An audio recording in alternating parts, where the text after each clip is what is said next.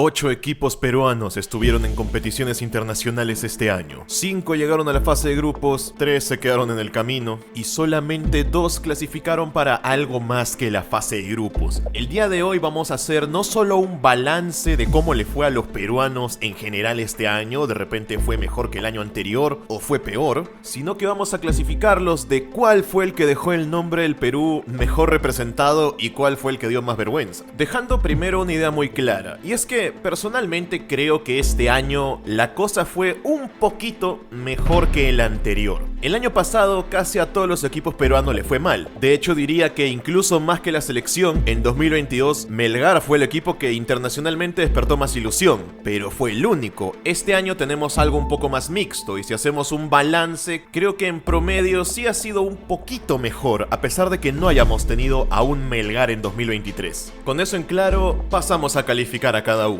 En primer lugar, como el equipo que yo creo que dejó mejor parado a Perú, colocaría a Sporting Cristal. No solamente porque les tocó en un grupo complicado. Sporting Cristal.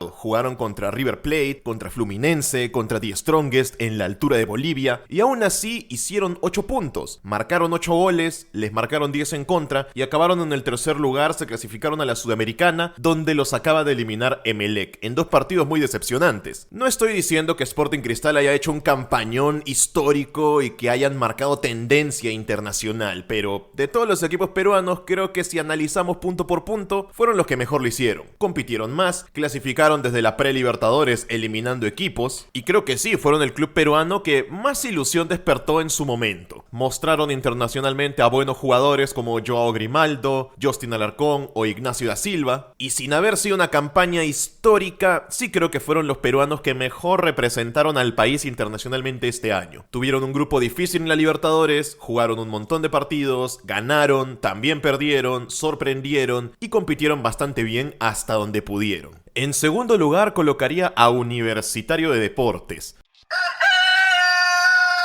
Ellos no estuvieron en la Libertadores, estuvieron en la Sudamericana y quedaron en segundo lugar. En un grupo donde estaban con Goiás de Brasil, Santa Fe de Colombia y Gimnasia y Esgrima de la Plata de Argentina. ¿Cuántos puntos hicieron? 10 puntos. 6 goles a favor, 5 en contra. Un equipo muy pragmático, muy parecido a Cristal. De hecho, hicieron más puntos que Cristal y también se clasificaron desde partidos previos. Sin embargo, los pongo en segundo lugar porque yo valoro más a un equipo que hace puntos en Copa Libertadores que a un equipo que los hace en Sudamericana por el tema de la competitividad. Claramente la Libertadores es más difícil, los rivales son más complicados. Aunque eso no le quita ningún mérito a la U, siendo un equipo peruano compartiendo grupo con un brasileño, un argentino y un colombiano que hayan hecho 10 puntos, quedado segundo lugar y cerca de clasificarse directo, creo que los posiciona mínimo como el segundo mejor equipo que tuvo Perú este año. Luego los eliminó Corinthians, sin haberlos goleado tampoco. Eso sí, cometiendo bastantes errores y dando una mala imagen en el final del partido con todo lo que pasó desde las tribunas. Pero si nos quedamos solo con lo que hubo dentro de la cancha, creo que la U fue el equipo peruano que en Sudamericana mejor representó al país de lejos. Y el segundo que mejor imagen dejó. En el tercer lugar, y dejando en claro que a partir de aquí creo que bajamos bastantes escalones, creo que Cristal y la U estuvieron muy por encima de todos los demás este año, en el tercer lugar yo tendría un empate. Un empate entre Alianza Lima y Melgar. ¿Por qué dirán un empate entre ambos? Si Alianza Lima tuvo mucha más inversión que Melgar. Pero aquí también estoy contando la dificultad del grupo de cada uno. Todos sabemos que la campaña de Alianza Lima en Libertadores este año fue un fracaso, a pesar de que ganaron un partido contra Libertad en Paraguay. Sin embargo, por la cantidad de dinero que metieron en el equipo, por los sueldazos millonarios que tuvieron, el haberse quedado en el último lugar habiendo marcado nada más que 3 goles es señal de una mala campaña. Mientras que en el caso de Melgar, si bien no tienen la misma plantilla que Alianza, y sin decir que la plantilla de Melgar sea mala, por cierto, tienen una buena plantilla, pero no tienen un jugador como Cueva que le pagan $100,000 al mes. A eso me refiero. El grupo de Melgar era más accesible, digamos. No quiero decir fácil porque para los equipos peruanos no hay grupo fácil en Libertadores. Sobre todo por el caso de Patronato, que era un equipo de la segunda división de Argentina y Melgar quedó último lugar detrás de ellos. Eso sí, mientras Alianza Lima marcó solo 3 goles, Melgar marcó 9. A Alianza le metieron 9 y a Melgar le metieron 13. Ambos hicieron 4 puntos, ambos se quedaron eliminados en el último lugar y ambos solamente ganaron un partido de 6, perdiendo 4 y empatando 1. Si lo analizan se darán cuenta que son dos campañas muy parecidas, con sus pros y con sus contras. Alianza Lima empezó regular, empatando de local con Paranaense y luego ganando la Libertad en Paraguay, ilusionando a todo el mundo y poniéndose en primer lugar de grupo. Y Melgar empezó en un nivel muy lejano al que tenían en 2022, casi irreconocible. Poco a poco se fueron recuperando, pero ya era demasiado tarde. El mejor momento de Melgar, la goleada contra Patronato. El mejor momento de Alianza, la victoria contra Libertad en Paraguay y romper la racha. Pero hasta ahí nomás. Al final creo que lo negativo fue más. Hicieron pocos puntos también. De hecho, Alianza Lima llegó a la fecha final ya eliminado, simplemente buscando el milagro contra Paranaense en Brasil, donde si ganaban, de repente llegaban a la Copa Sudamericana. Y Melgar también llegó a la última fecha eliminado, sin posibilidades del segundo lugar, solamente con la esperanza de hacerle un buen partido a Olimpia, y rogando porque Patronato no le gana a Atlético Nacional en Colombia, cosa que terminó pasando. Y con esa victoria, Patronato pasó a Melgar y los dejaron en el último lugar. Lo mismo pasó con Alianza, se quedaron en el último lugar con 4 puntos. No son campañas como para sentirse orgulloso.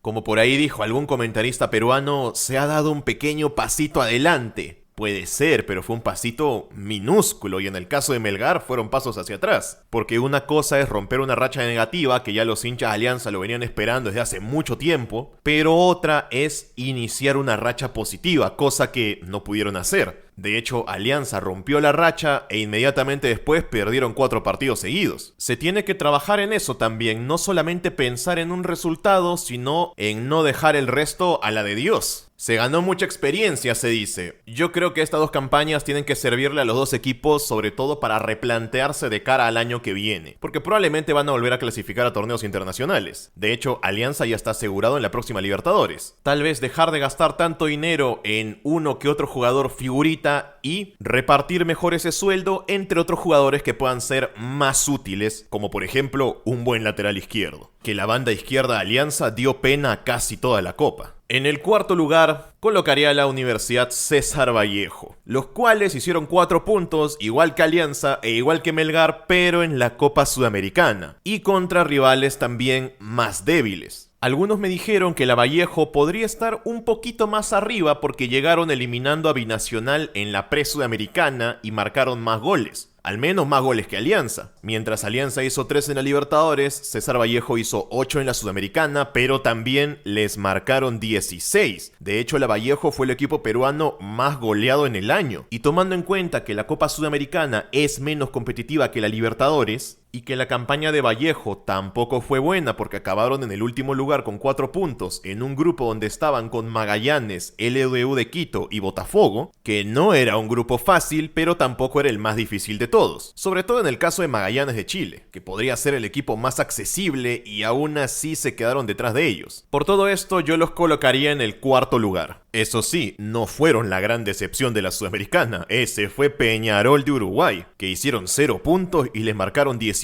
goles. En el quinto lugar vamos a colocar a todos los equipos que no llegaron a la fase de grupos. ¿Cuáles son estos? Sport Huancayo, que se quedó eliminado en la primera ronda de Libertadores contra Nacional de Paraguay. Binacional, que se quedó eliminado en la fase previa de Sudamericana contra César Vallejo. Y Cienciano, que también se quedó eliminado en la misma fase pero contra Universitario de Deportes. Se darán cuenta que en la Sudamericana hicieron que todos los peruanos se enfrenten entre sí, porque ese era el sistema. Hicieron que los equipos de un mismo país se enfrenten por un lugar en la fase de grupos. Y como estos fueron equipos que así como fácil llegaron, fácil se fueron, no duraron nada, los coloco en el último lugar. De hecho, hasta estaba dudando de si ponerlos o no porque participaron muy poquito. Aunque como estamos contando a todos, los coloco aquí. Quién sabe si tal vez con un poquito más de suerte hubieran llegado a la fase de grupos y habrían hecho algo más, no lo sabemos. Lo que sí sabemos es que en general para los peruanos en la Sudamericana y en la Libertadores, a la mayoría no les fue muy bien. De hecho, solamente a 2 podemos decir que tuvieron buenas campañas, Pero al menos no nos metieron goleadas escandalosas como en años pasados, que ya es algo, por intentar ver el vaso medio lleno. Eso sí, la situación no es buena y tampoco está encaminada, está casi igual que siempre, porque los equipos siguen estando manejados por las mismas personas que suelen tomar malas decisiones. E incluso los equipos que tienen más dinero no lo están aprovechando bien, como en el caso de Alianza. Hay mucho que cambiar para el año que viene, que esperemos sea un poco mejor.